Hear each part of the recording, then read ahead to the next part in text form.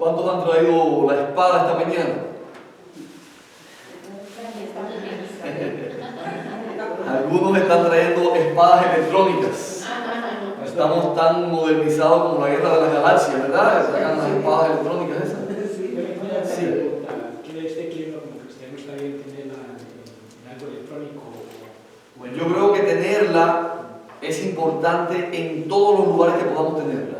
Electrónica, en la computadora, en el celular, en todos los lugares que podamos tenerla. Pero cuando vengamos a la iglesia es mejor traerla, la espada esta de hojas, que esté en nuestras manos viva, ¿verdad? Porque puede fallar el internet, puede fallar la computadora, puede fallar la electricidad, la carga se acaba, las baterías, pero esta no falla. Está ahí todo el tiempo. Como le pasó a un pastor en una ocasión, estaba predicando y estaba con su Biblia electrónica para predicar, pero de pronto se le falló, no se sabe qué pasó, se le perdió allí todo el archivo de la Biblia y no tenía de dónde sacar. Finalmente alguien tuvo que prestar una Biblia porque esta no falla. Así que es importante que tengamos esta Biblia en nuestras manos. Muy bien. Como todos saben, estamos viviendo en tiempos de crisis, estamos viviendo en tiempos peligrosos, estamos viviendo en tiempos únicos. Ninguna generación anterior ha tenido el privilegio que tiene esta generación de ver los tiempos y los acontecimientos que están ocurriendo precisamente delante de nuestros ojos, porque nos ha tocado vivir el cumplimiento profético de tantas cosas que los profetas habían predicho. Realmente estamos viviendo en el tiempo previo al tiempo de angustia cual nunca fue. ¿Qué dije?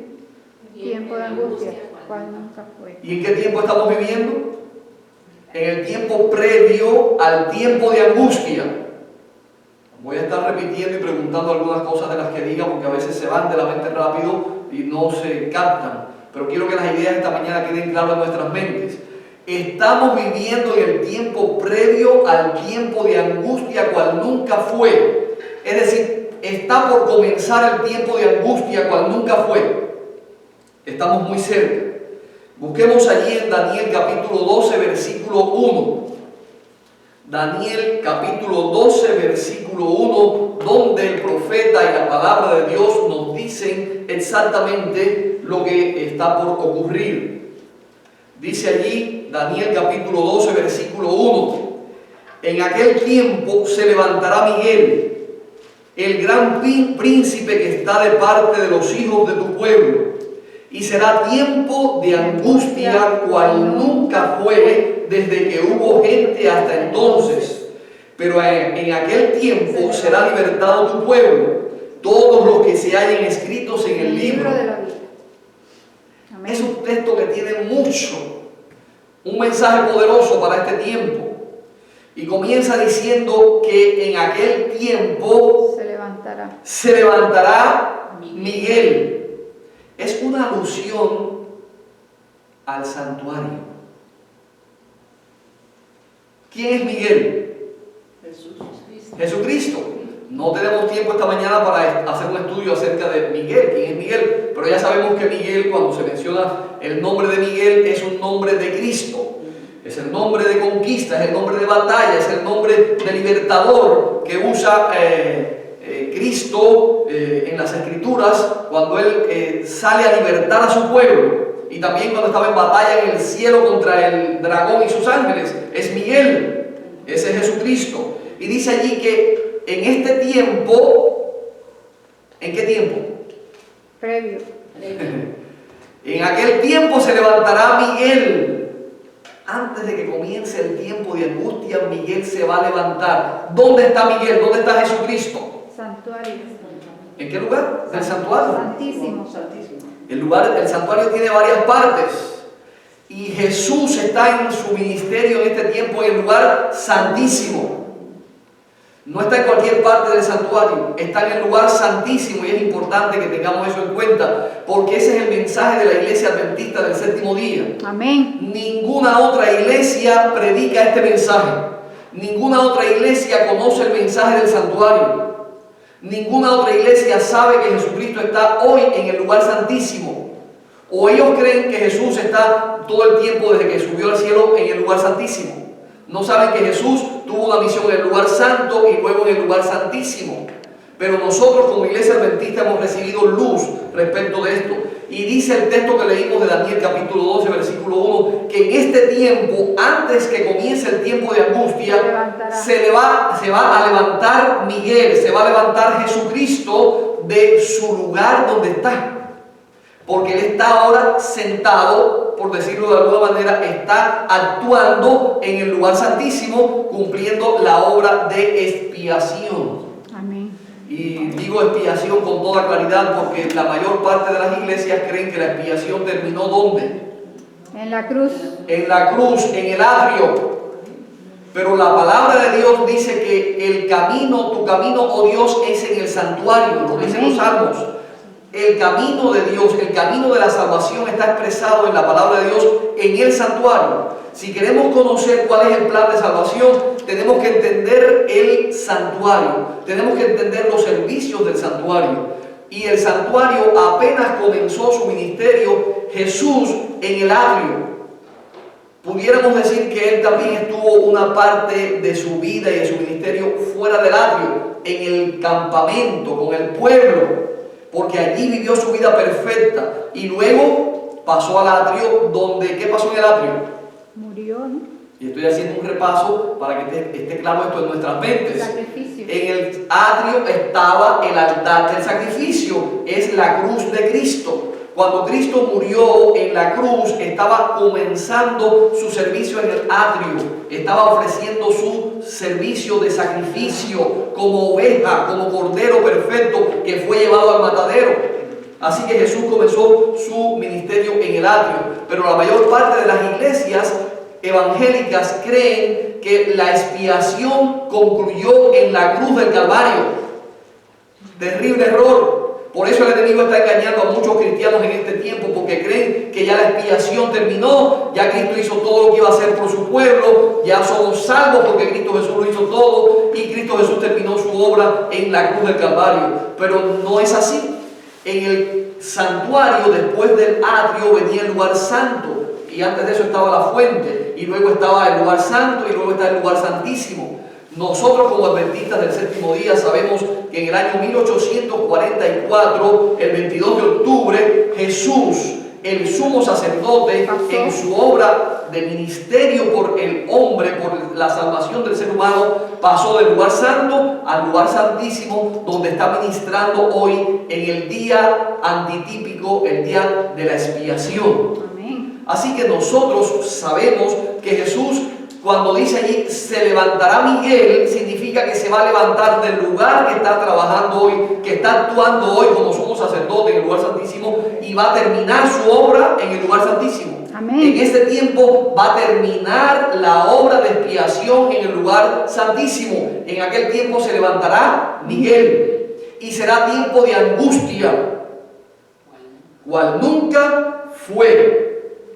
Gracias a Dios que la Biblia no solamente habla de un tiempo de angustia, y muchas personas y muchos cristianos tienen temor al tiempo de angustia y piensan que no es bueno hablar del tiempo de angustia, que ya tenemos bastante angustia en este mundo para seguir diciendo que viene más angustia. Sin embargo, la Biblia sí habla del tiempo de angustia, cual nunca fue, y tenemos que saberlo y debemos estar preparados, pero dice algo más después del tiempo de angustia. Dice, en este tiempo será libertado tu pueblo. Amén. Amén, hermanos.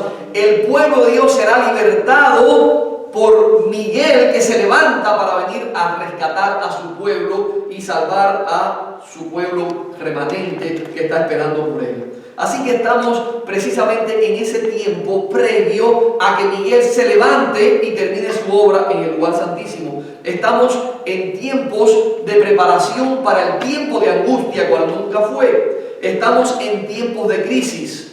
Ustedes están viendo las crisis económicas que hay en todas partes. En todos los países hay crisis económicas. En todos los países hay crisis sociales.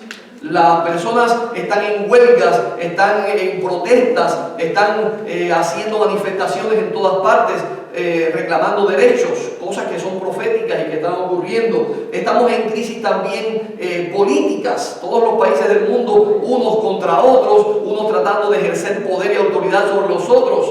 Estamos en crisis de guerras, porque en cualquier momento se desatan guerras. Y estamos viendo cómo naciones pequeñitas, como dice la Biblia, dirá el flaco fuerte soy. Y hay naciones pequeñitas como Corea del Norte amenazando con una guerra nuclear al mundo entero. Y este país está en tremenda controversia con este pequeño otro país. Pero los demás países están en esa controversia por este problema atómico y que puede traer grande controversia en el mundo. Así que hay crisis de todo tipo. Hay crisis también social y moral. Estamos viendo cómo la moral de la sociedad ha ido decayendo, se ha ido corrompiendo. Estamos en crisis de todo tipo. Pero ¿saben una cosa? La palabra de Dios dice que no es el fin. Les invito a buscar en el Evangelio según San Mateo, el capítulo 24. Usen sus Biblias. Mateo, Evangelio según San Mateo, el capítulo 24. Allí el Señor Jesús nos da unas vislumbres de lo que iba a ocurrir antes del tiempo del fin, precisamente en el tiempo en que estamos viviendo. Evangelio según San Mateo, capítulo 24, versículos del 4 en lo adelante. Dice allí la palabra de Dios. Jesús hablando, dice: respondiendo Jesús les dijo: mirad que nadie os engañe. Porque vendrán muchos en mi nombre diciendo yo soy el Cristo, y muchos a muchos engañarán. Está hablando de una crisis religiosa. Hablamos de distintos tipos de crisis en este mundo, pero también estamos en medio de una gran crisis religiosa, de una gran crisis espiritual. Porque parece que más que nunca el mundo hoy es espiritual. Todo el mundo cree en algo, todo el mundo quiere ser espiritual, todo el mundo quiere practicar alguna forma de espiritualidad. Pero dice la palabra de Dios y dijo Jesús que vendrían muchos engañando espiritualmente a los seres humanos. Dice: pero mirad que nadie os engañe, porque vendrán muchos en mi nombre diciendo yo soy el Cristo, y a muchos engañarán. Y oiréis de guerras, de rumores de guerra. Mirad que no os turbéis, porque es necesario que todo esto acontezca, pero aún no es el fin.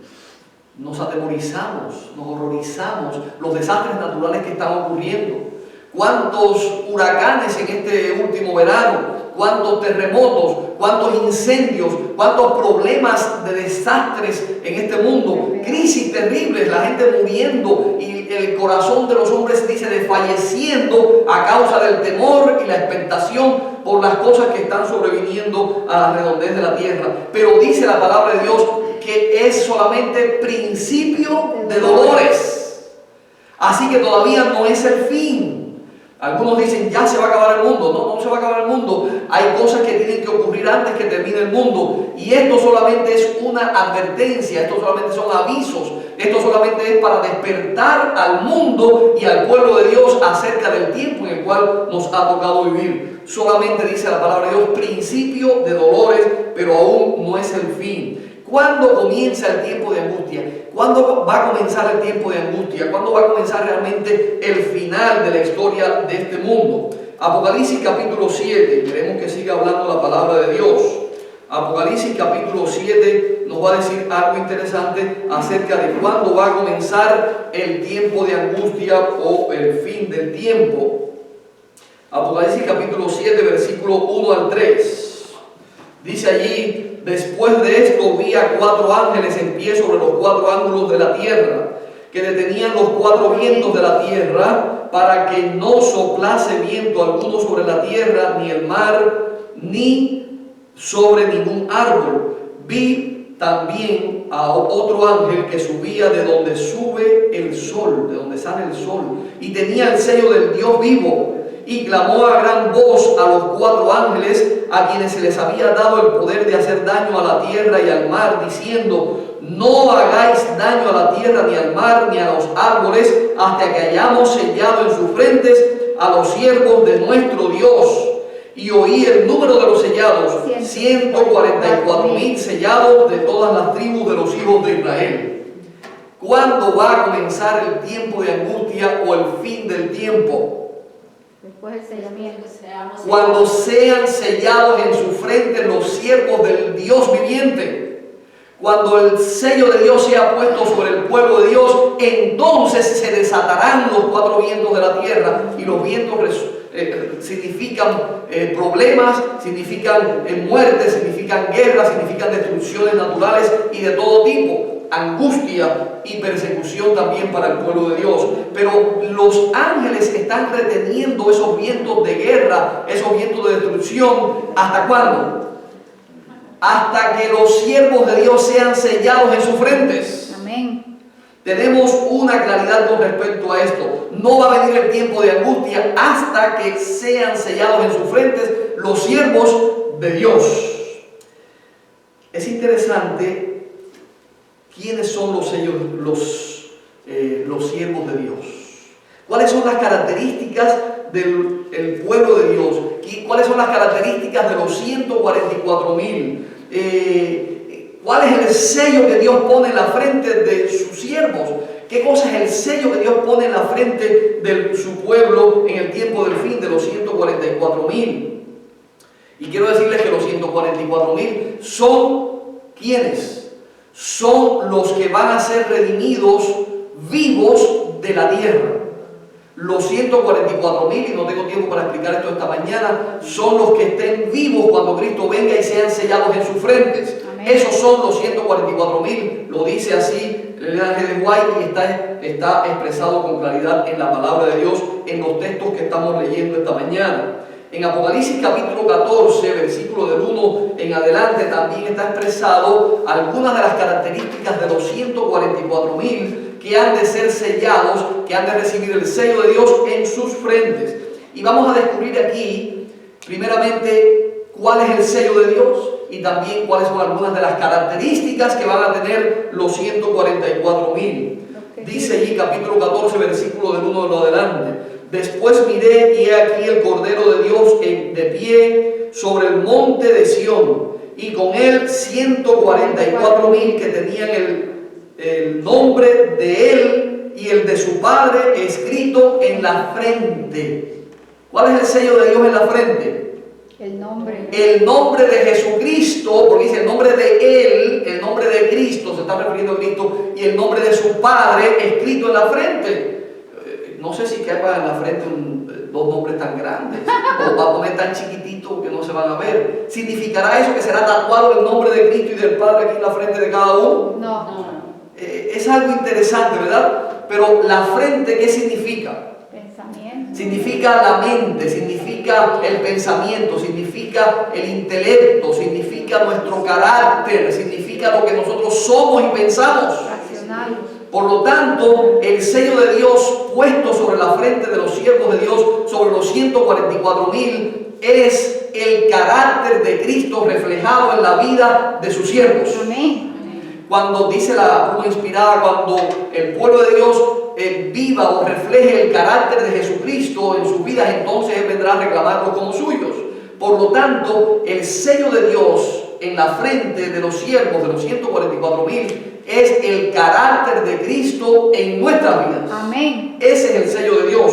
Aunque hay cosas que tienen y determinan que nosotros recibamos el sello de Dios, pero ese es específicamente el sello de Dios, que será impreso en nuestras vidas a través del Espíritu Santo. En la obra del Espíritu Santo es la que va a impregnar en nosotros el carácter de Cristo Jesús y el nombre del Padre.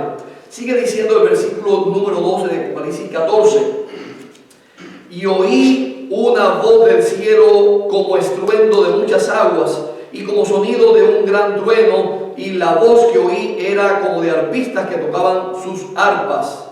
Y allí está hablando de los 144,000. Vamos al versículo 4.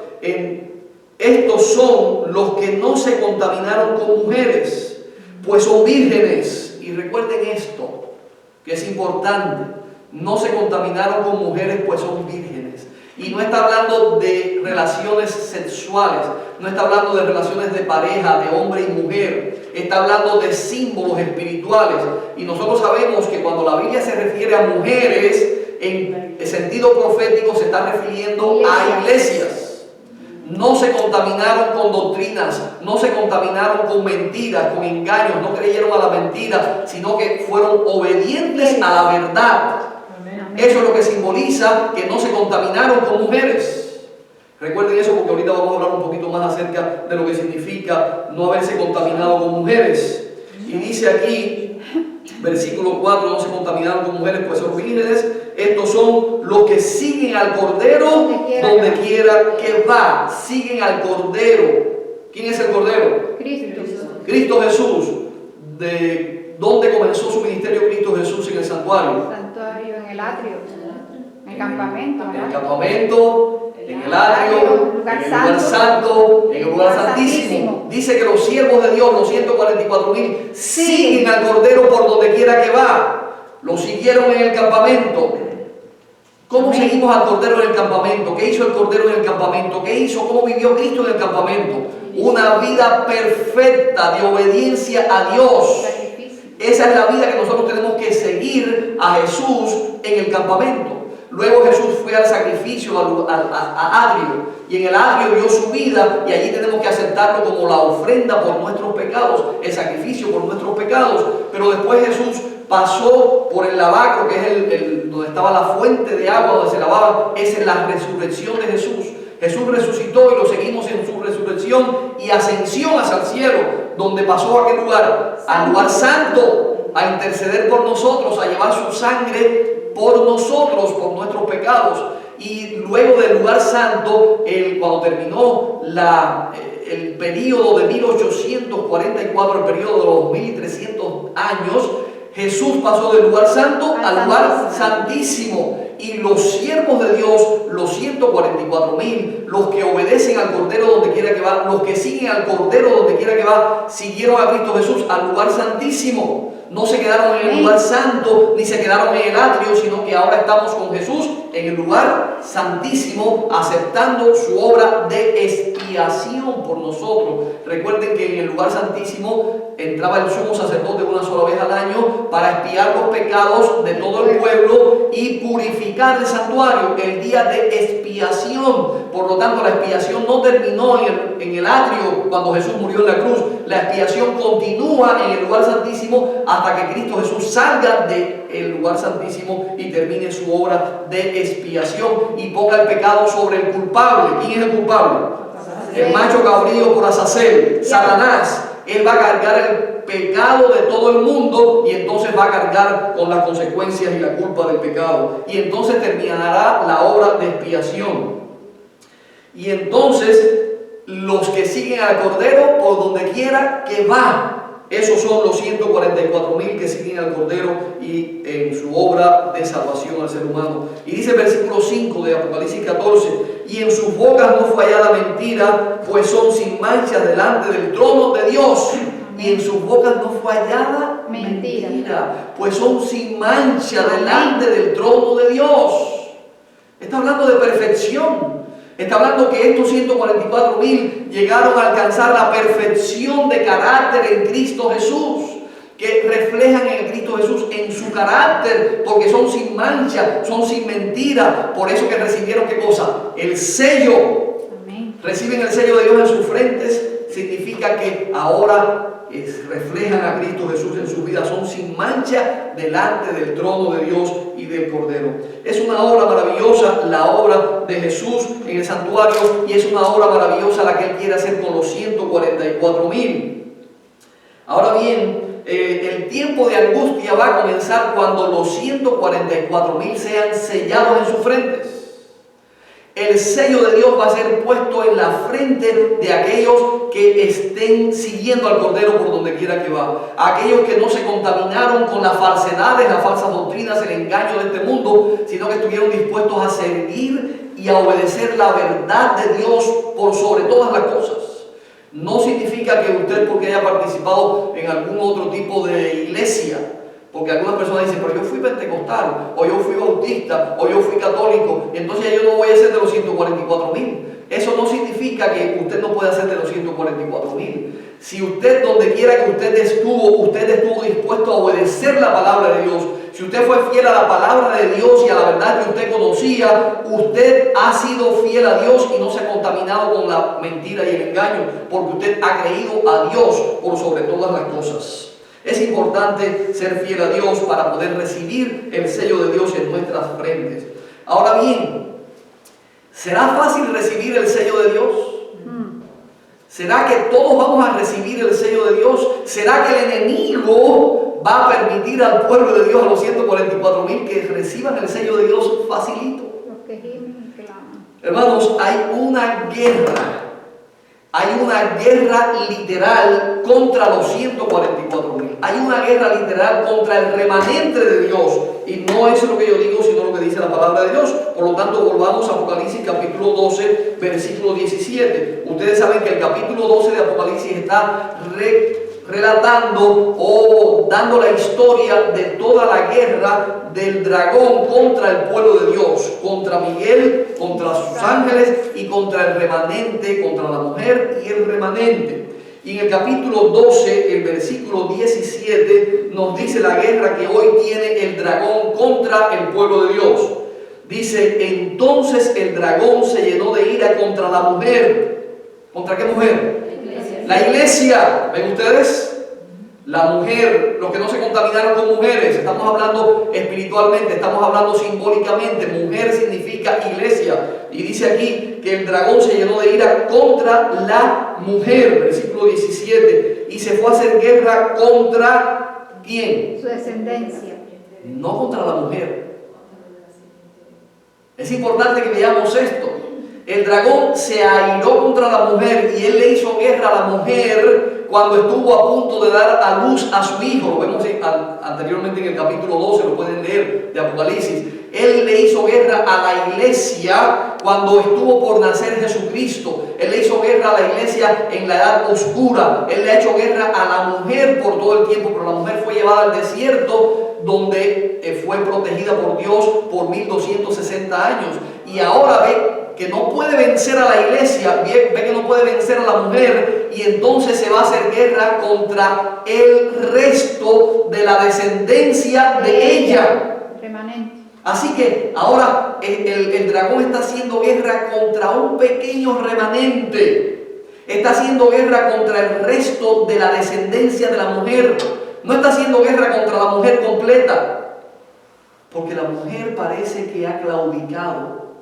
Parece que la iglesia ha entrado en apostasía, y ustedes saben que la Biblia habla del protestantismo apóstata, como la iglesia que un día fue la iglesia verdadera de Cristo Jesús, con los protestantes, con la reforma, los reformadores, se convirtieron en apóstata. Y hoy lo estamos viendo cómo se han unido estas iglesias protestantes con el catolicismo nuevamente, con el poder romano, de manera que es la iglesia apóstata. Por eso el dragón está feliz con la iglesia, no está persiguiendo a la iglesia, no está persiguiendo a la mujer, porque la mujer apostató de la fe. Ahora está persiguiendo al remanente, al resto de la descendencia de la mujer, que tienen dos características importantes, que son los que guardan los mandamientos de Dios y tienen el testimonio de Jesucristo. Amén. Este es el objetivo principal de los ataques de Satanás.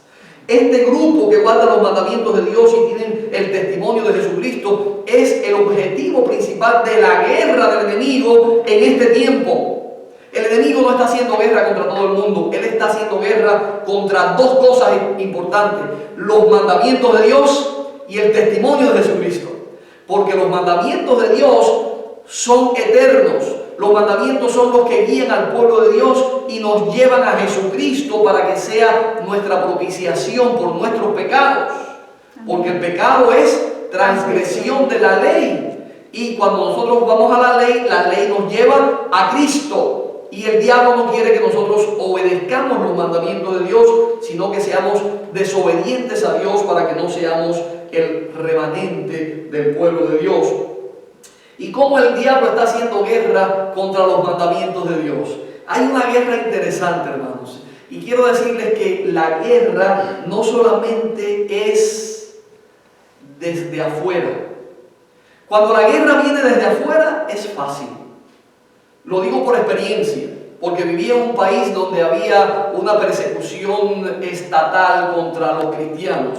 Había una persecución gubernamental contra los cristianos y especialmente contra los adventistas del séptimo día, porque guardábamos los mandamientos de Dios, porque guardábamos el sábado. Por lo tanto, había una guerra externa contra la iglesia. Y en ese tiempo quiero decirles que la iglesia era más fiel que nunca. Los cristianos eran más fieles que nunca. En realidad fortalece al remanente cuando somos perseguidos desde afuera, porque es nuestro enemigo. Estamos esperando que nos ataquen, estamos esperando que nos persigan, estamos esperando que hagan guerra contra nosotros, pero estamos dispuestos a enfrentar al enemigo, estamos dispuestos a hacerle frente al enemigo. Pero ¿qué les parece cuando la guerra es desde adentro? Dice la palabra de Dios, y no tengo tiempo para buscarlo ahora, pero allí está en Mateo capítulo 24, cuando Jesús está hablando a sus discípulos y les dice que unos os entregarán a otros Y os matarán. y unos os perseguirán a otros. Y está hablando de los miembros de la iglesia, de los miembros del pueblo de Dios, que unos van a perseguir a otros y que unos van a entregar a otros y que unos van a acusar a otros y que se van a volver los peores enemigos del pueblo de Dios. Dice que van a ser los de adentro. Lo dice la Nahuatl. Lo dice la palabra de Dios y lo dice el espíritu de profecía, que nuestros enemigos peores y más acérrimos van a ser los que un día fueron miembros de la iglesia, pero más que eso, los que son miembros de la iglesia aparentemente, pero no lo son. Recuerden que el trigo y la cizaña van a crecer juntos, van a estar allí, y tú no sabes quién es trigo ni quién es cizaña. Pero entre los que están allí en la iglesia nominal, entre los que son miembros de la iglesia, hay verdaderos cristianos y falsos cristianos. Y van a haber y hay traidores dentro de la iglesia que estarán y están hoy persiguiendo al remanente dentro de la iglesia. Es triste, pero es la realidad y es lo más difícil que puede enfrentar, y es la guerra más difícil que podemos enfrentar como remanente. ¿Cómo puedo ponerle algunos ejemplos? Por ejemplo, en las escuelas adventistas y en las universidades adventistas de hoy, usted esperaría que se enseñara la doctrina pura de la palabra de Dios, que se enseñara las enseñanzas de las Escrituras, las enseñanzas de Jesús, lo que dice la palabra de Dios, que creyéramos verdaderamente lo que dice la palabra de Dios y que los alumnos de las universidades y escuelas adventistas crean y se les enseñe los mandamientos de Dios, la creación, como dice la palabra de Dios, todas estas cosas, pero no se les está enseñando eso en las escuelas adventistas, en las universidades adventistas a nuestros alumnos. A muchos se les está enseñando, y en algunas universidades adventistas se está enseñando evolución. ¿Ustedes sabían eso? Entonces, si nuestros hijos están dentro de una escuela, si nuestros jóvenes están en una escuela adventista, ellos están esperando que se les enseñe la verdad. Y allí se les enseña el error. Entonces están más confundidos que nunca, porque si donde esperan que les enseñen la verdad, les enseñan algo que no es la verdad, ellos no saben cuál es la verdad. Esa es la táctica del enemigo. Si no hemos podido vencer a la mujer atacándola desde afuera, ahora vamos a atacarla desde adentro. Ahora vamos a meternos dentro de la iglesia, vamos a confundir las doctrinas, vamos a engañarlos, vamos a decirles desde adentro que no es necesario guardar los mandamientos de Dios, que no es necesario creer exactamente en la Biblia como la palabra exacta de Dios, sino que eso es tradición, que eso es historia, que eso es para los niños, pero que no es la realidad. Eso es lo que está sucediendo hoy dentro de la iglesia, en muchos ámbitos de la iglesia adventista. El ataque es de adentro, no de afuera. Es más peligroso que cuando somos atacados de afuera. Es más peligroso. Estamos siendo atacados y están siendo atacados especialmente los mandamientos de Dios. ¿Cómo pudiéramos esperar que la iglesia que dice guardar los mandamientos de Dios esté atacando los mandamientos de Dios? Hay una iglesia, conozco una iglesia adventista del séptimo día, una iglesia grande, poderosa. Esta iglesia recientemente compró un templo gigantesco. Y este templo pertenecía a Benny Hinn, uno de los evangélicos, por televisión, poderoso, que hacían campañas, no sé si todavía las hará, y que tenía un poder tremendo en hacer milagros y todas esas cosas. Tenía un templo gigantesco y la iglesia adventista lo adquirió. un templo tremendo, hermoso, grande. Y esta iglesia, desde un tiempo antes, pues tenía algunas características interesantes. En esta iglesia se usa la música evangélica, se usa la música de otras denominaciones cristianas, se usa la música popular cristiana, se usan los ritmos populares, se usan todo tipo de prácticas de otras denominaciones y de otras iglesias en lugar de las costumbres y la música adventista del séptimo día. Y es más, he escuchado a sus pastores predicando en contra de las normas adventistas, diciendo ellos que por muchos años hemos sido forzados a guardar normas, a guardar las leyes, a tener que ser así, asado, a vestirnos de esta manera, a no comer esto, a no comer lo otro, de manera que los mismos pastores adventistas están constantemente atacando las normas adventistas, atacando la ley de Dios, porque dicen que no nos vamos a salvar por guardar la ley de Dios, así que por lo tanto no es necesario, atacando el espíritu de profecía, diciendo que la viejita es del tiempo del siglo pasado, que no hace falta ya escuchar ni leer tanto de eso, porque nos está confundiendo a tanta gente y está trayendo tantos problemas, y esos pastores están predicando estas cosas.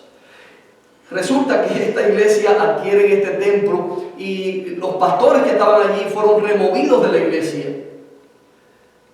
Tuvieron que irse por distintas situaciones, no sé exactamente por qué, pero se movieron del lugar y trajeron un nuevo pastor. Y digo esto porque me llama la atención lo que sucedió cuando llegó el pastor nuevo a la iglesia. Y aunque yo no estoy allí, esta iglesia transmite todos sus programas por internet. Así que yo he estado mirando esos programas por internet, sus programaciones, sus cultos, sus predicaciones, sus actividades. Hay muchas personas que conozco allí personalmente.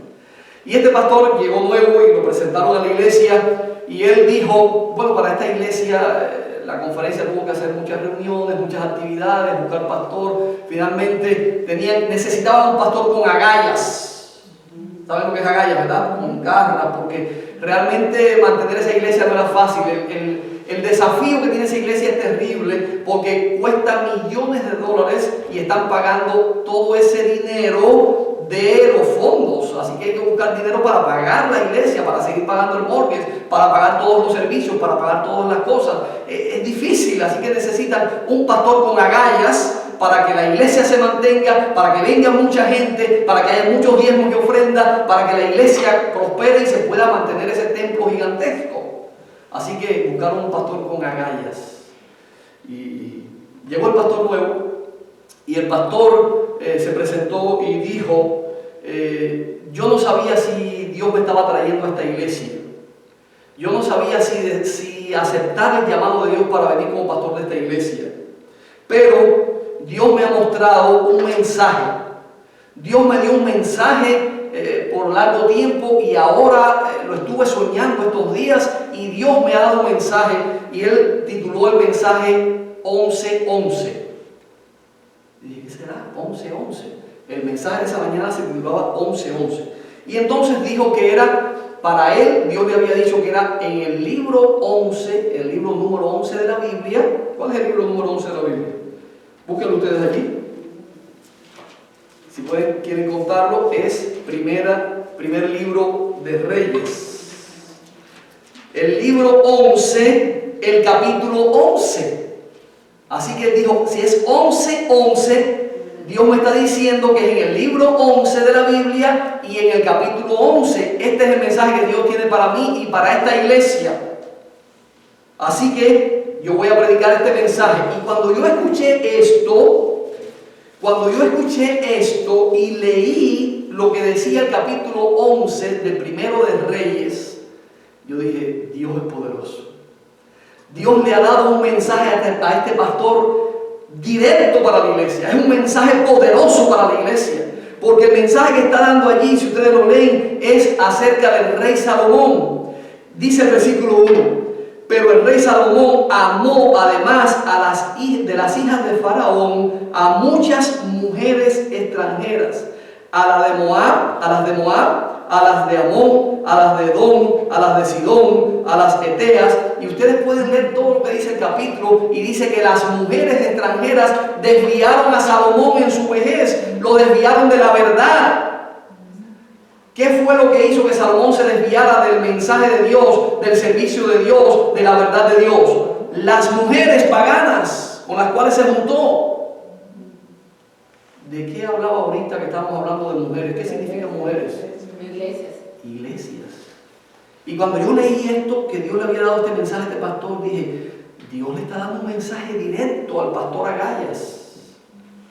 Porque dice allí que lo que estaba desviando a Salomón era la relación con las mujeres paganas, y lo que ha estado desviando a esta iglesia es la relación y la práctica de las iglesias vecinas, las iglesias paganas, las iglesias apóstatas, su música, sus costumbres, su mensaje. ¿Ustedes saben cuál es el mensaje de la iglesia emergente? ¿Han escuchado hablar de las iglesias emergentes? Es importante que sepamos esto. El mensaje de las iglesias emergentes es un mensaje de amor, un mensaje de amar a todo el mundo, un mensaje de salvación, un mensaje de que Cristo te ama, Cristo te salva, Cristo te acepta como tú eres. La iglesia de la comunidad, tenemos que bendecir a la comunidad, tenemos que ayudar a la comunidad, tenemos que influir en la comunidad. No tenemos que predicar de doctrina, porque las doctrinas traen división, las doctrinas traen problemas, las doctrinas causan que la gente se vaya de la iglesia. Entonces tenemos que predicar el amor de Jesucristo, la salvación y el perdón, y tenemos que influir en la comunidad y ser muy cool, como dicen acá, ¿verdad? Muy sociables, para que la gente nos acepte, para que la iglesia se llene, para que haya música popular, para que haya música alegre, para que los jóvenes se vistan como quieran, para que los jóvenes hagan lo que quieran, para que la iglesia se llene y tengamos aquí mucho dinero y muchas ofrendas. Ese es el mensaje de la iglesia emergente, y ese mensaje está entrando en la iglesia adventista del séptimo día hoy. Y esta iglesia de la que les cuento, ese es el estilo, esa es la adoración, ese es el mensaje que ellos tienen, un mensaje de iglesias emergentes. Y el pastor Agallas recibió este mensaje. Y yo dije, él va a predicar en contra de lo que está sucediendo en esta iglesia, y va a poner las cosas en su lugar, y va a sacar la abominación de Jehová de esta iglesia, y va a sacar las prácticas idolátricas, y va a sacar el pecado de esta iglesia. Pero en lugar de eso, se unió a la predicación y al mensaje emergente de la iglesia. Y dijo de ese mensaje que había recibido que bueno, Salomón había hecho su voluntad y no había hecho la voluntad de Dios, pero obvió el asunto de las mujeres paganas, obvió el asunto, obvió el mensaje que Dios le está mandando, porque Dios le está diciendo, el problema de la iglesia es la unión con las iglesias paganas, con las mujeres paganas, el mismo problema que tuvo Salomón, y Dios te está mandando para que tú ayudes a esta iglesia para sacarla de esa situación. Tristemente, esta iglesia y estos pastores se están uniendo al ataque contra el remanente. Están atacando los mandamientos de Dios, están atacando las doctrinas de Dios, están atacando el espíritu de profecía. Otros pastores que he estado escuchando en estos días también, hay un pastor adventista, un pastor dirigente. Es más, estuvieron reunidos aquí en Asheville hace pocos meses un grupo de coordinadores hispanos de la Unión. Habían 10 o 12 coordinadores o más, no recuerdo cuántos, aquí en la iglesia, aquí en La Patton, aquí en Asheville. Y ese sábado yo fui, porque tenía que tener una entrevista con uno de los coordinadores. Y cuando entré a esta reunión en la iglesia, estaba uno de los pastores hispanos, que yo conozco personalmente, dando un seminario. Y él puso en el seminario la batería, la leche, el queso, la carne. Ninguna de estas cosas tiene que ver con salvación. La batería y la música no tienen nada que ver con salvación. Comer carne o dejar de comer carne no tiene que ver con salvación. Tomar leche o comer queso, ¿quién dijo eso no tiene nada que ver con salvación? Y la gente, todo el mundo está aceptando el mensaje, ¿verdad? Y parece que es verdad, porque realmente que nosotros tengamos una música o otra música, ¿eso nos da la salvación? No, eso no es la salvación es por gracia. Y ese es el mensaje de la iglesia adventista hoy. Somos salvos por la gracia, no por lo que hacemos. Por lo tanto, la música, si tiene batería o no tiene batería, si es popular o evangélica, eso no nos da la salvación. Eso es lo que está diciendo él. Y si tú comes carne o no comes carne, no te vas a salvar por comer o no comer carne, o por comer o no comer, tomar leche o queso. No te vas a salvar por eso. Tampoco te vas a salvar por guardar los 10 mandamientos, porque nosotros no somos salvos por las obras. Por lo tanto, si guardamos los mandamientos no nos vamos a salvar. Si guardamos el sábado, ¿te vas a salvar por guardar el sábado? No. Así que si podemos tener música popular en la iglesia, porque no nos vamos a salvar por la música que tengamos. Si podemos comer carne y podemos tomar leche y queso y todas esas cosas que dice el Espíritu de profecía que son dañinas para el cuerpo, y el cuerpo es templo del Espíritu Santo, y el pueblo remanente debe tener una reforma pro salud para este tiempo. Amén. Y si nosotros no nos vamos a salvar por hacer esas cosas, y tampoco nos vamos a salvar por guardar los mandamientos ni guardar el sábado, pues no tenemos que guardar los mandamientos. No tenemos que guardar el sábado, porque no nos vamos a salvar por esas cosas. ¿Se dan cuenta? Así que el ataque que están haciendo estos líderes no es contra la música, no es contra el vegetarianismo, es contra el espíritu de profecía. Están atacando el testimonio de Jesucristo, porque el testimonio de Jesucristo dice que para este tiempo el remanente tiene que tener una reforma pro salud. Porque nuestro cuerpo le pertenece a Dios, y no vamos a discutir hoy la reforma por salud, pero lo que estoy queriendo decir es que los líderes de nuestra iglesia están atacando los mandamientos de Dios y el testimonio de Jesucristo desde adentro, cuando esperaríamos que el enemigo sea el que ataque desde afuera. Son nuestros líderes quienes están atacando. Claro que no son todos nuestros líderes, gracias a Dios. Claro que no son todos nuestros pastores, gracias a Dios, porque Dios tiene siervos fieles. Dios tiene pastores que predican la verdad. Dios tiene pastores que siguen guiando al rebaño y guiando a su pueblo hacia el remanente, hacia el mensaje de Cristo Jesús. Pero tristemente, el ataque contra el remanente está viniendo desde adentro. El ataque contra los mandamientos de Dios está viniendo desde adentro. El ataque contra el testimonio de Jesucristo está viniendo desde adentro. Y dice que el enemigo, el dragón, se llenó de ira contra el resto de la descendencia de ella, contra los que guardan los mandamientos de Dios y tienen el testimonio de Jesucristo. Y no me digan que no se pueden guardar los mandamientos de Dios, porque algunos hoy tienen la doctrina dentro de la iglesia de que no podemos guardar los mandamientos de Dios, que no podemos ser perfectos, que vamos a estar pecando hasta que Cristo venga y entonces Él nos pueda transformar. Es más, escuché también a un pastor amigo mío predicando hace un tiempo atrás, hace unos meses, cuando estaba estudiando Gálatas, ¿verdad? Estábamos estudiando el libro de Gálatas, y él dijo que no vamos a ser salvos por las obras, sino por la gracia, y que vamos a ser salvos en nuestros pecados. ¿Cómo? Que vamos a ser salvos en nuestros pecados. Entonces Cristo murió en la cruz del Calvario por gusto.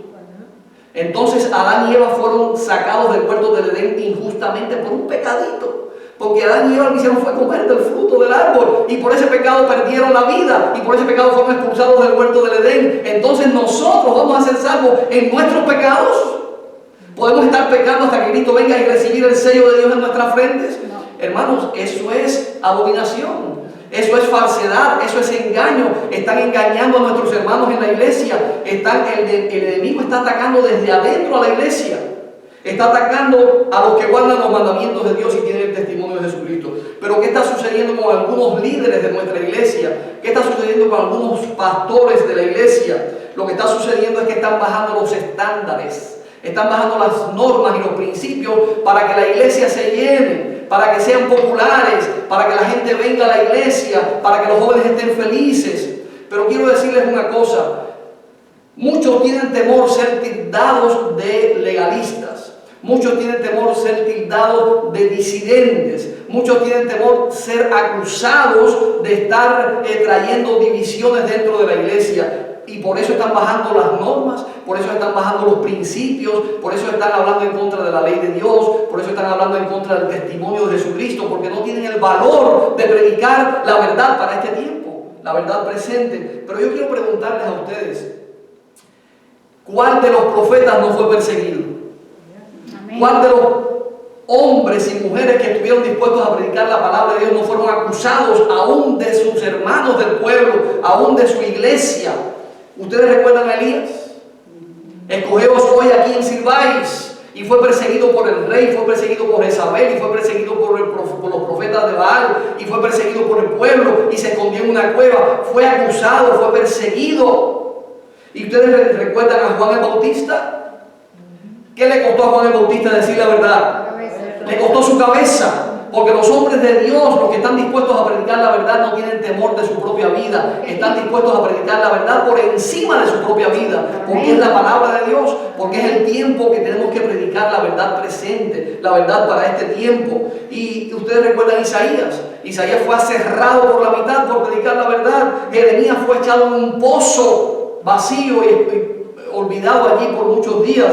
Y cuántas cosas sufrió Jeremías porque fue acusado de traidor, de disidente del pueblo de Dios, fue acusado por sus líderes. Los discípulos de Cristo, ¿cuál de los discípulos de Cristo no fue perseguido? ¿Cuál de los discípulos de Cristo no dio su vida por la predicación del Evangelio? Todos murieron como mártires, excepto Juan. Todos, incluso Juan fue echado en una olla de aceite hirviendo, pero no pudieron matarlo y lo mandaron a la isla de Patmos. Es decir, ninguno de estos hombres que predicaron la verdad bajaron las normas, ninguno de ellos bajaron los principios por salvar su vida, ninguno de ellos bajaron los estándares para ser populares, ni para que el pueblo los aceptara, ni para que la iglesia estuviera llena. Ellos estuvieron dispuestos a predicar la verdad, la palabra de Dios, aunque le costara la vida. Esos fueron los siervos de Dios. ¿Qué podemos decir de Jesucristo? Jesucristo fue acusado y condenado por su propio pueblo, por su propia iglesia, por sus propios líderes, de tal manera que tuvo que morir en la cruz por predicar la verdad y ser fiel a Dios. ¿Qué podemos decir de Martín Lutero? Martín Lutero bajó la verdad porque fue acusado. Él no siguió predicando lo que tenía que predicar porque iba a tener que dar su vida. No estuvo dispuesto a dar la vida y Dios lo preservó porque tenía un plan y un ministerio para Martín Lutero. ¿Qué pudiéramos decir de Elena G. de White? Elena G. de White, que también fue profeta para nuestros tiempos, también fue perseguida, no solo desde afuera y acusada, también fue acusada y perseguida desde adentro. De tal manera que la mandaron desterrada a Australia por mucho tiempo. De tal manera que la iglesia y los líderes de la iglesia la acusaron y la condenaron por mucho tiempo y por muchas cosas.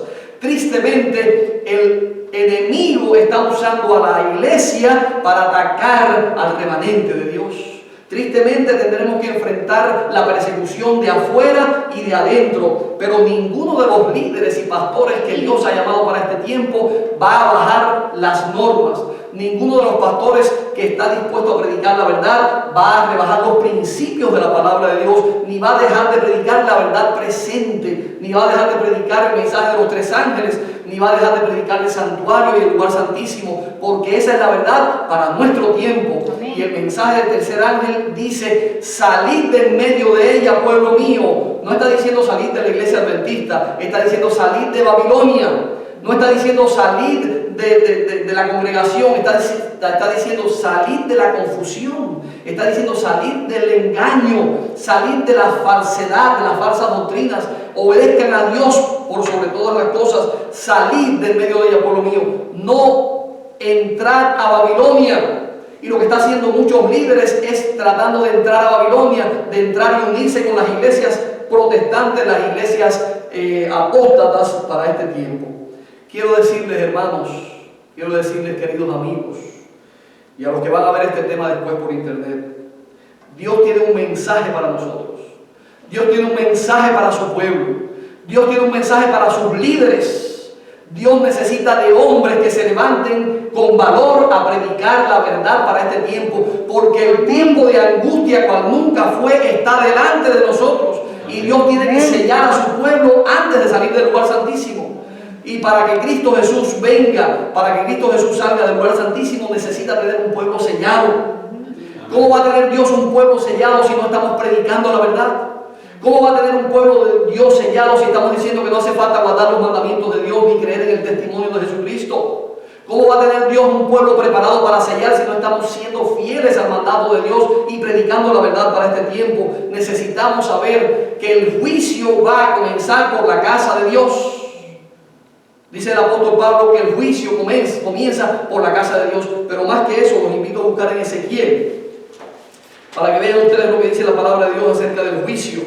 ¿Por dónde va a comenzar el juicio? Ezequiel 7 primero. 7, capítulo 7, versículo 1 al 4. Dice allí: tú, hijo de hombre, así ha dicho Jehová el Señor a la tierra de Israel, a su iglesia. El fin viene sobre los cuatro extremos de la tierra. ¿De qué está hablando? De los 4 ángeles que se retienen los 4 vientos de la tierra, y dice que el fin viene y el enemigo va a tomar el poder y el control. Los ángeles van a soltar los 4 vientos de la tierra y el enemigo va a tomar el control. Va a venir la venganza. Dice allí, el fin viene sobre los 4 extremos de la tierra. Ahora será el fin sobre ti, y enviaré sobre ti mi furor, y te juzgaré según tus caminos, y pondré sobre ti todas tus abominaciones. El Señor va a juzgar a su pueblo, a Israel. Y si ustedes no están convencidos de eso, vamos a Ezequiel 9. Ezequiel 9, el capítulo completo está hablando acerca del juicio. Está hablando acerca del sellamiento.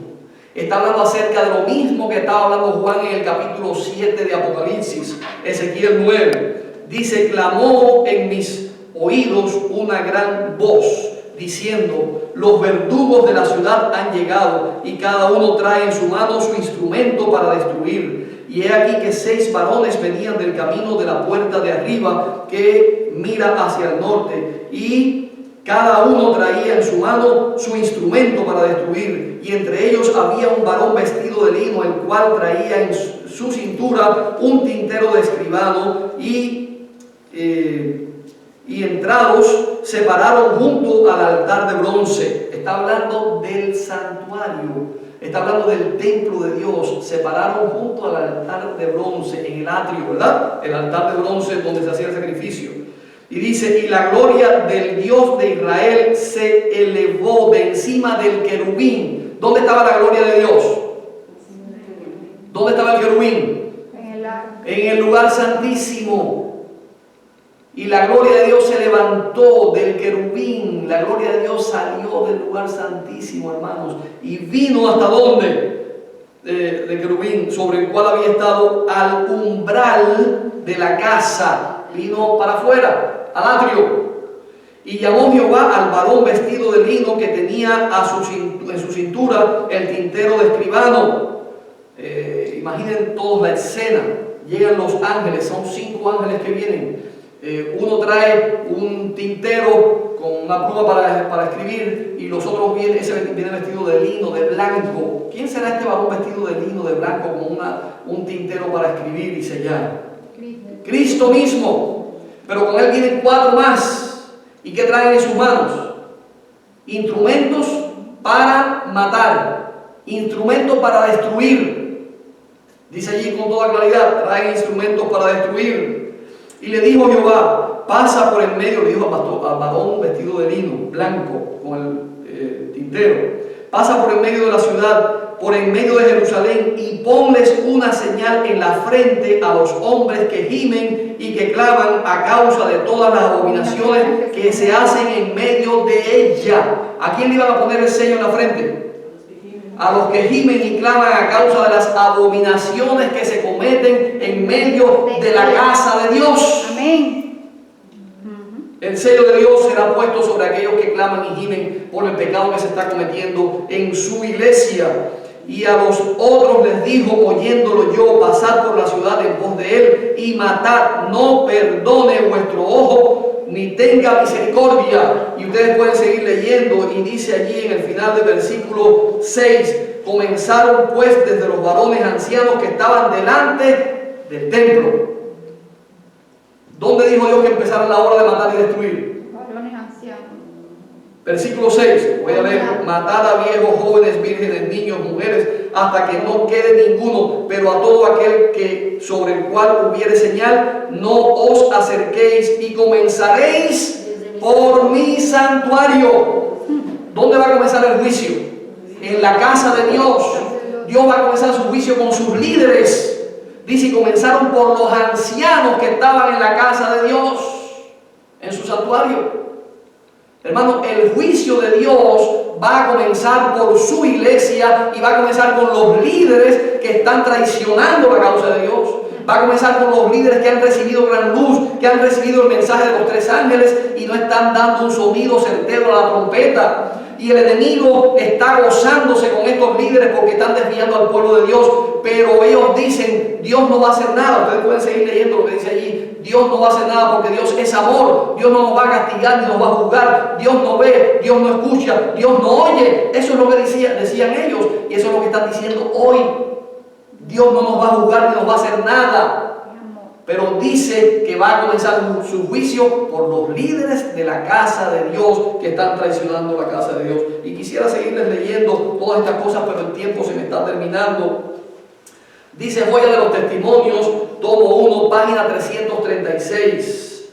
Dice el Espíritu de Profecía, nótese con cuidado, los que reciban la marca pura de la verdad, hablando de Ezequiel 9, desarrollada en ellos por el poder del Espíritu Santo y representada por el sello del hombre vestido de lino, son los que gimen y que claman a causa de todas las abominaciones que se hacen en la iglesia. No lo digo yo, hermanos, lo dice el Espíritu de Profecía, Joya de los Testimonios, tomo 1, página 336 en lo adelante. Dice que el sello de Dios va a ser puesto sobre la frente de aquellos que gimen y claman a causa de los pecados y abominaciones que se están cometiendo dentro de la iglesia de Dios.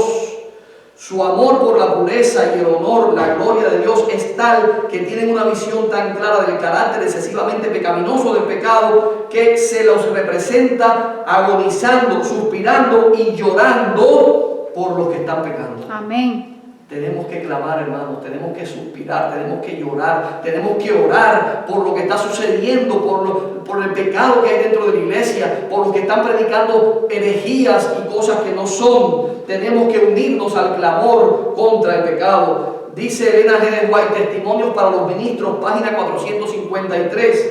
Este sellamiento de Ezequiel 9 de los siervos de Dios que vio Juan, leo nuevamente, este sellamiento de los siervos de Dios que vio Juan es el mismo que se mostró a Ezequiel en visión.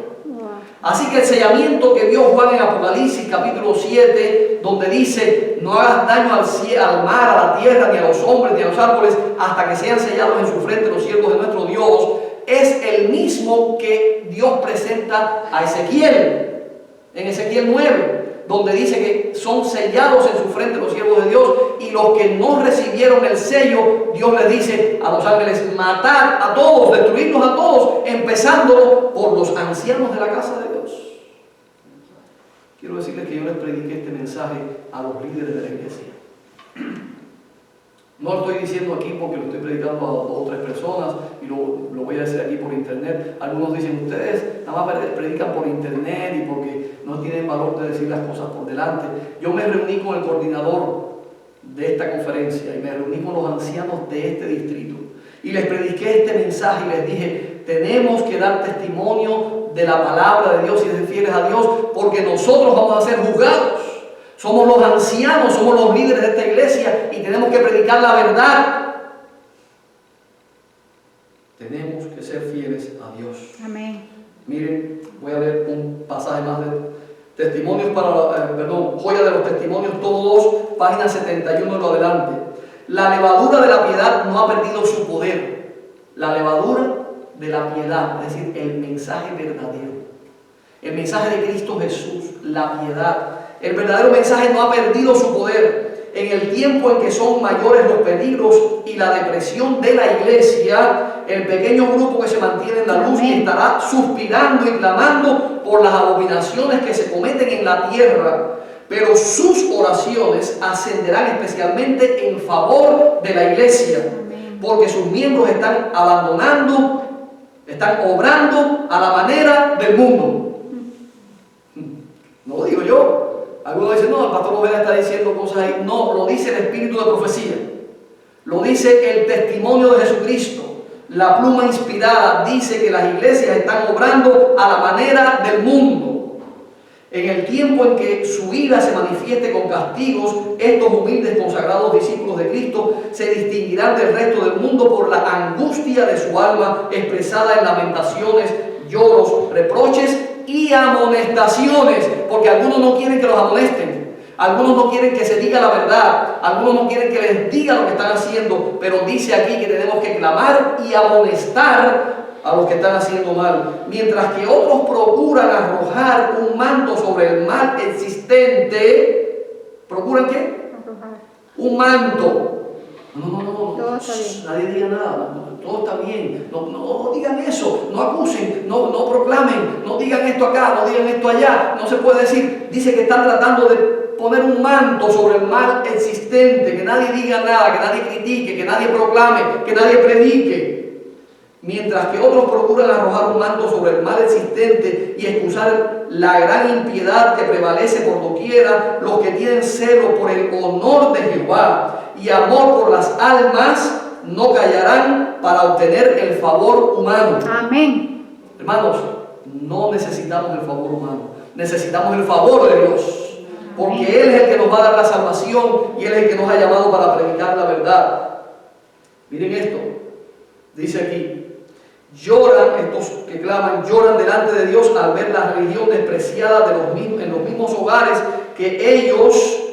de ellos que han tenido gran luz. Así que los que han tenido gran luz se lamentan y afligen sus almas porque en la iglesia hay orgullo, avaricia, egoísmo y engaños de casi toda clase. ¿Quién dice eso? El testimonio de Jesucristo, la palabra inspirada. Dice también, aquí vemos que la iglesia, en Ezequiel 9, en el santuario del Señor, era la primera para recibir los golpes de la ira de Dios. Los ancianos, aquellos a quienes Dios había brindado gran luz, que se habían destacado como guardianes de los intereses espirituales, como guardianes de los intereses espirituales del pueblo de Dios. Dice aquí, habían traicionado su cometido. ¡Wow! No lo digo yo. Estos líderes dicen, los tiempos han cambiado. Estoy leyendo del Espíritu de Profecía. Estoy leyendo de Joya de los Testimonios, capítulo 2, donde el título es El sello de Dios. Lean este capítulo con ustedes mismos. Estos líderes dicen, los tiempos han cambiado. Estas palabras fortalecen su incredulidad y dicen, el Señor no hará ni mal ni bien. Es demasiado misericordioso para castigar a su pueblo. Así el clamor de paz y seguridad es dado por hombres que no volverán a elevar su voz como trompeta para mostrar al pueblo de Dios sus transgresiones. ¿Qué debían hacer los líderes? Mostrar. Levantar su voz como trompeta para mostrar al pueblo sus transgresiones, pero no lo están haciendo. Y dice, y a la casa de Jacob sus pecados, pero estos perros mudos que no querían ladrar son los que sienten la justa venganza de Dios. Es serio y solemne. Dice que estos una vez fueron siervos fieles de Dios, favorecidos por su presencia y dirección, pero se apartaron de Él e indujeron a otros en el error y por lo tanto caen bajo el desagrado divino. Es un mensaje directo de Dios para los líderes de la iglesia, es un mensaje directo de Dios para cada uno de nosotros también, porque ¿saben una cosa? Los líderes de la iglesia no son los únicos responsables. Nosotros también, porque nosotros también tenemos que recibir el sello de Dios. ¿Estamos preparados para recibir el sello de Dios? ¿Qué tenemos que hacer para recibir el sello de Dios? Dice el Espíritu de Profecía, el mismo capítulo, ninguno de nosotros recibirá jamás el sello de Dios mientras nuestros caracteres tengan una mancha. ¿Podemos seguir viviendo en el pecado y recibir el sello de Dios? No recibiremos el sello de Dios mientras nuestros caracteres tengan una mancha. Nos toca a nosotros remediar los defectos de nuestro carácter, limpiar el templo del alma de toda la contaminación. Ahora es el momento de prepararse. Amén. Hermanos, es un mensaje duro, pero tenemos que dar este mensaje a la iglesia porque está por venir el tiempo de angustia cual nunca fue. Y no estamos preparados. Y no estamos dando el mensaje que tenemos que dar a la iglesia. Estamos dando un mensaje de paz, de seguridad. Estamos haciendo un club social. Vamos a jugar aquí con los niños. Vamos a hacer campamentos. Y vamos a hacer actividades con las mujeres. Otros con los hombres. Y vamos a pasar el tiempo bien y felices aquí. Ese no es el propósito de la iglesia. El propósito de la iglesia es predicar el mensaje de preparación porque Cristo viene pronto. Amén. El propósito de la iglesia es predicar el mensaje de los 3 ángeles, estar preparados para recibir el sello de Dios y no nos estamos preparando para recibir el sello de Dios. Y termino diciéndoles el consejo del testigo fiel y verdadero, porque no es solamente condenar, el Señor tiene un consejo para cada uno de nosotros. Yo te aconsejo que de mí compres oro afinado en fuego y que recibas las vestiduras de la justicia de Dios para que seas cubierto con su justicia. Y unge tus ojos con colirio para que veas. Tenemos que abrir nuestros ojos al tiempo que estamos viviendo. Tenemos que conocer las profecías. Tenemos que conocer la doctrina adventista para que el enemigo no nos pueda confundir ni engañar. Tenemos que conocer la palabra de Dios. Y el Señor dice, aquí yo estoy a la puerta y llamo. Si alguno abre la puerta, entraré a él, cenaré con él y él conmigo. Amén. El que tiene oído, oiga lo que el Espíritu dice a la iglesia. Amén. Ojalá que el Señor toque nuestros corazones y nuestras vidas. Empezando por mí, que podamos rendir nuestras vidas, nuestro carácter, toda nuestra voluntad al servicio de Cristo Jesús, de manera que podamos ser fieles a Dios y a su palabra y estar preparados para recibir el sello de Dios. Amén. Bien, el tiempo ha terminado.